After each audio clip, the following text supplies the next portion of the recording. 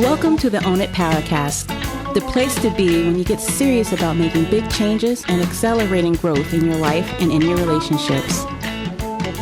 Finally create the life you've always wanted, living life on your own terms.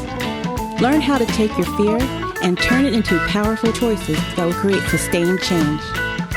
Now your host, Mary Baker.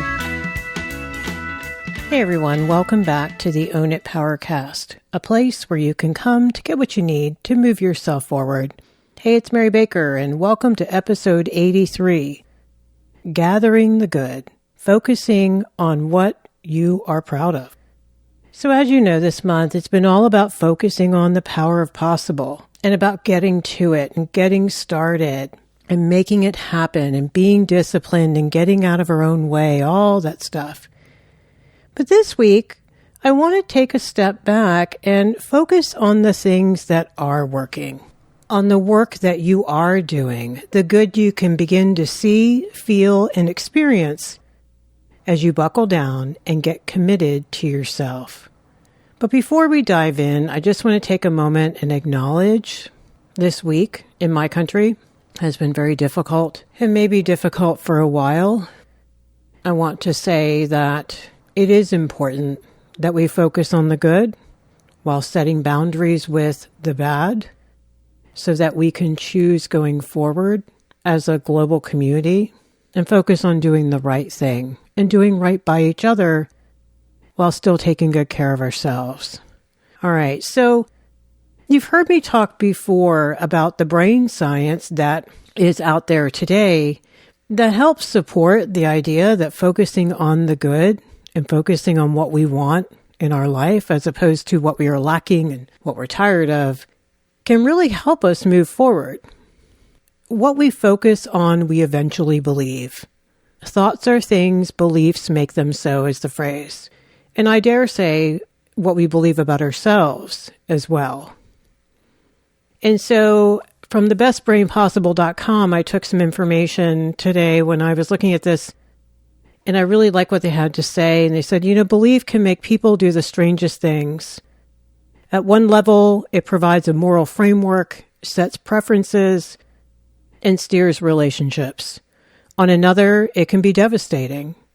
Belief can manifest itself as prejudice or persuade someone to blow up themselves and others in the name of a political cause. And wow, isn't that timely? So beliefs are a big deal, and we've talked about how we can have beliefs we are conscious of and that we hold on to and they guide our life. And we can have core beliefs that we're not conscious of that are still driving the bus. Negative beliefs about ourselves, like maybe deep down we're afraid to take a risk, or we're afraid we don't have what it takes, or we were told very early in our life not to trust anyone. So it's important to think about beliefs as we go through this episode today and think about where yours are. So when you think about beliefs, they say the more often you perform an action or behave a certain way, the more it gets physically wired into your brain. This amazing adaptive quality of your brain is known as neuroplasticity, and it can work both for you and against you. And that's kind of obvious. So in ways it may have worked against you in your life, bad habits, right? Procrastination, being disorganized, being late, not following through. Those are habits that we've talked about can harm our life. And when we talked about self-discipline last week, we talked about changing some of that and how discipline can really be the key that gets us to where we want to go. So today, let's take that idea of applying discipline and try to focus on the cool thing that we can automate new desired behaviors until they become new habits that help your life. In order to automate a new behavior, we must, according to the article, make conscious effort by engaging the prefrontal cortex. All right, so we got to think about it. And it says you want to gradually get to the point of automaticity. That's a cool word. Where you don't have to think about it. It becomes a new habit, like riding a bike or driving a car or brushing your teeth. So like we've been discussing on the podcast, get your thinking engaged in the beginning. When you want to create a new habit and it goes against the old one that you want to get rid of, or it feels awkward and new and different, get your thinking engaged. Think about it a lot. Write about it. Focus on your intention, the positive intention. I want to be stronger. I want to be healthier. I want to be more assertive. I want to be more loving and kind. Focus on your intention, not your doubt. Don't feed that beast.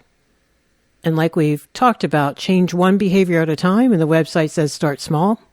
You're going to be more successful. And notice how it feels as you go and soak it up. You know, this is what keeps us motivated a lot of times because we are connecting both hemispheres of the brain. Cognitively, the left brain, what we want to change, and the right brain, how it feels when we start to make a little bit of progress on that and we feel proud of ourselves and we have some hope. And then let go. Let the process take care of itself. Just let go and keep doing the new behavior as often as it is warranted to practice it. If you fall down, get back up, keep at it, don't give up. Now they said 21 days doesn't necessarily make a new habit. And I think we're all different. They're saying 3 weeks to months. Okay. Depending on the habit, right? And depending on the reinforcement, depending on the environment, who's around you, who's trying to talk you out of the new thing, how much support do you have? How many obstacles are you running into? So, like for instance, if you're trying to eat healthier and the rest of the family's not, that's going to make it tougher.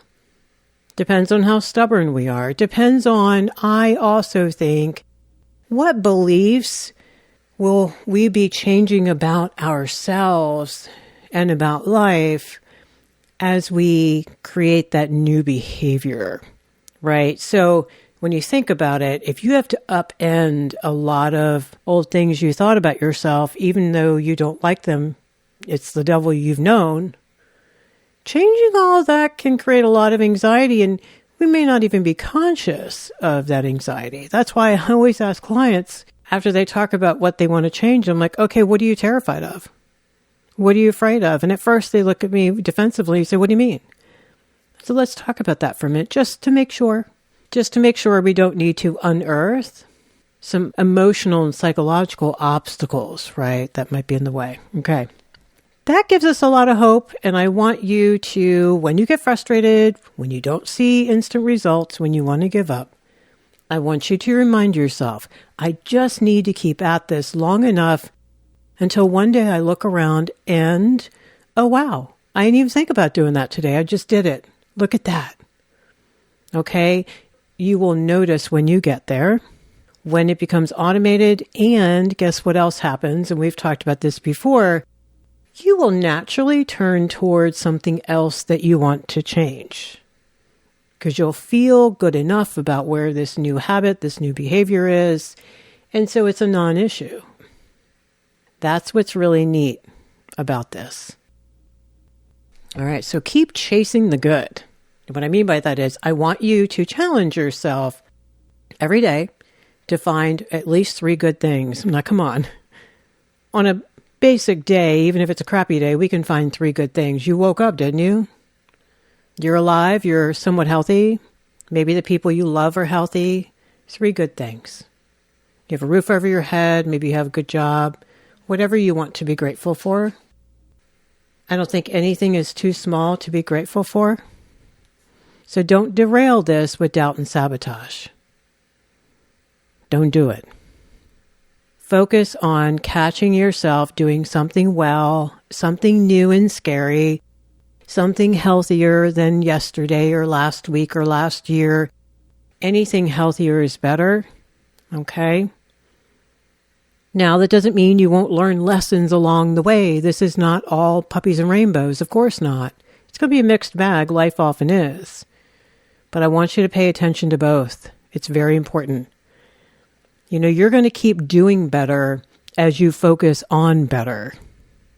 Think of a time when you were anticipating something, like good or bad, right? Whether we were really dreading something that was coming up or just could not stop thinking about the good thing that's going to happen. Now, for days or longer, it's all you could focus on. Like all your energies went that way, especially when it comes to motivation and problem solving. It's amazing what we can accomplish when we put our minds to it. Well, think about that concept for a moment. The more you focus on your intentions and the changes you are making and want to continue to make, and you make that your mantra and you find ways to put it in front of you where you have to see it on your bathroom mirror, in your phone, in your journal, that you're talking about it often with people, that you're thinking about it, that you're learning about it, that you're exploring how other people have changed this, on and on. When you keep focusing on doing better, you're going to do better. You're going to be more motivated as well. Okay? Because your why is going to come in here too. Why do you want to change that? Why are you proud of changing that today? Get your why together. Get right and left brain connected. And some really powerful motivating forces there. Okay, so chasing the good. Now, again, we are not negating some serious things that we have to change, right? Maybe someone walked out of your life. Maybe your kid won't talk to you. Maybe you lost your job or you're on probation at work because of your behavior. I don't know. Maybe you got a health scare. It's not that we're not taking these things seriously. In fact, the flip side is true. We are in it and we are motivated and we have to focus on the possibility of change or we're not going to want to do it. Remember, we move away from pain and towards pleasure, but most of us are more motivated moving the hell away from pain. But when the crisis is abated and people aren't freaking out anymore, the problem is still there. And it's really hard to stay motivated because your butt's not on fire anymore. It will be again because it's going to pop up again to become a problem.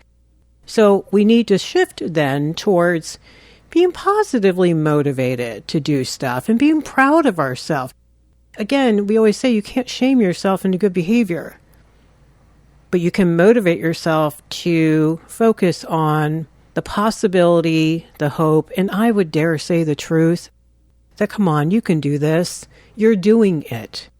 That's why I want you to pay attention to what you are changing, because it convinces your brain that this is possible. You can do this. You are doing it, and you're kind of liking it.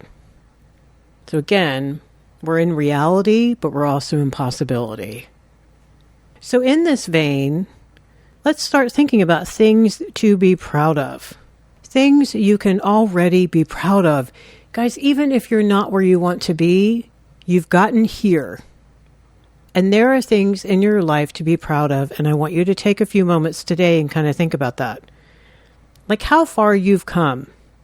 Like I want you to make a mental timeline right now to like a year ago, let's say. Like where are you now? How are you different than you were a year ago? What is different in your life? What are some things you've changed? Maybe some behaviors?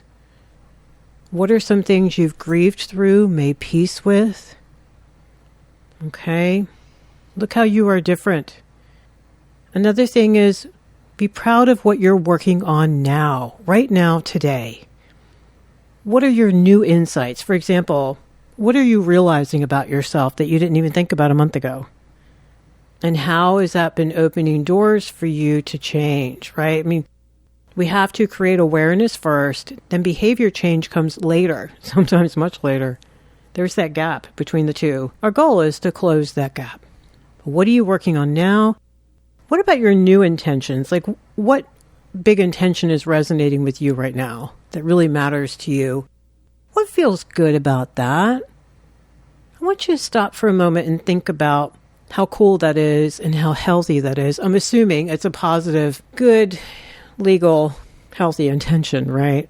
Like it's not reactive. It's very thoughtful and loving and kind. either to yourself or towards others or humanity? What's resonating right now? And why does that feel good? Because again, what does that say about us? It says that we want change. We want to be different. We want things to be different. And we're serious. We've given this thought. This is our intention. Again, attention is not control the outcome, right? We can only focus on where we'd like to be and who we'd like to become. What about some new behaviors you're working on right now? Maybe you just mastered one. Maybe you are charting a course to really change some things. And even though it might feel scary, it's exciting, right? I want you to think for a moment, why is that a good thing that you're making these changes? Why is that good? How is that going to make life better for you? Why is it necessary? Why do you want to? I think one of the reasons why this feels good is it gives us congruence and hope. Congruence in terms of you're making changes to be congruent with who you really want to be, or maybe who you used to be because you lost yourself for a while. So that feels good because that makes sense and it's truth for you and it adds up. And then it also gives you hope because once we become more congruent, I think we can naturally have more hope. Because life can get better, life can be different, we can trust ourselves to change. And next, what about fears you have faced or are facing? This is a big one. And they can be real fears, guys, or these can be irrational fears that have held us back and hurt our life and kept us from being who we were meant to be. Like kept us from speaking up, kept us from saying no, kept us from asking for what we need, kept us from being creative, on and on and on. What are some fears you have faced recently or are facing now? And I'm not diminishing how difficult that may be. And I want you to be proud of yourself for your courage, damn it. It takes courage to look fear in the face and say, I'm not living like this anymore. Next, what about when you got honest? With yourself when it was awful, with others when it was equally awful, or maybe the opposite, great and connecting, when you got vulnerable, when you shared your heart, when you faced yourself, you looked in the mirror with love and tears and said, I can't do this anymore. Or, wow, I am selfish, or wow, I was being really self-absorbed, or wow, I was being really immature in that relationship. Nothing changes till we get honest, remember? And getting honest is the hardest part. Then from there, it's just doing the work. But how denial can ruin people's lives, I could talk all day. I have sat through it with people many, many times over the years. Part of my job is holding people's hands to get out of denial and not freak out. To know that it's okay to look in the mirror and that's the only way change will happen. So when you got honest and how you're getting honest today, it's a process. And what about when you were kind and compassionate recently? When you stopped being so self-focused? I'm not saying selfish here and I'm not saying self-absorbed. I'm saying self-focused. We can be so pissed at ourselves and get wrapped up in ourselves that it's really hard to see what others need, right? So self-focused. But what about when you stopped and you noticed and you were kind and compassionate, whether it was 6 months ago or 6 minutes ago?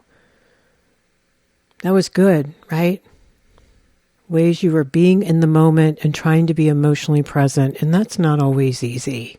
We'd love to be emotionally present every moment. The stats are like 30%, I think. Okay, what about ways you practiced and or are practicing now good self-care? And we've talked about self-care. That's from being gentle with yourself, taking care of business, being disciplined, focusing on you and your life, taking care of things, taking care of your mind, your body, and your spirit. Setting boundaries for yourself, that's self-care. So focusing on how far you've come thus far, things you're proud of, things you've accomplished, things you faced, things you sat in, things that were difficult, things that were challenging, things that are difficult, things that are challenging, and you're hanging in there. And then focusing on what you intend, that you don't want to stand still. You don't want to stay where you are, perhaps.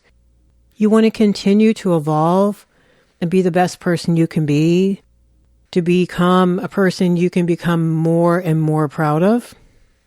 That's a wonderful thing to aspire to. It's not chasing perfection. It's chasing what's good in life. All right. So, I'm going to do a little exercise. Those of you who have listened to the episodes, you know what this is. In case you're new here, I'm going to read a sentence starter, and I want you to write it down if you can. If you can't, just mentally focus on what comes up immediately, what comes up for you. All right, because that'll be your truth, whatever that may be, good, bad, ugly, or indifferent. These will be in the bonus download section in your newsletter, so don't worry, you can return to them later and write them out, which is what I would encourage. All right. So just take a few deep breaths and just see what comes up. All right, you ready? Number 1. Some things I'm really proud of today. Some things I'm really proud of today.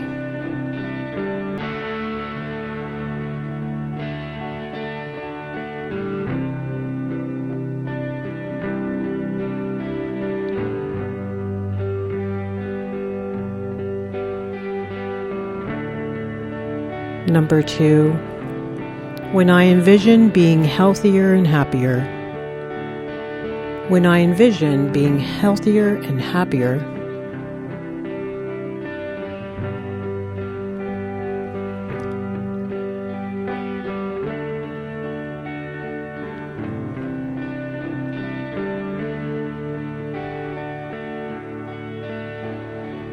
Number 3,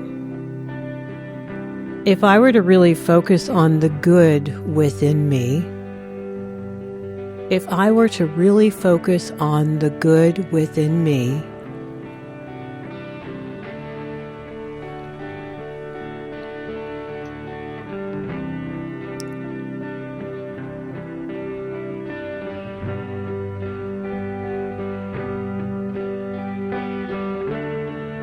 and number 4, being more hopeful and positive about myself means. Being more hopeful and positive about myself means.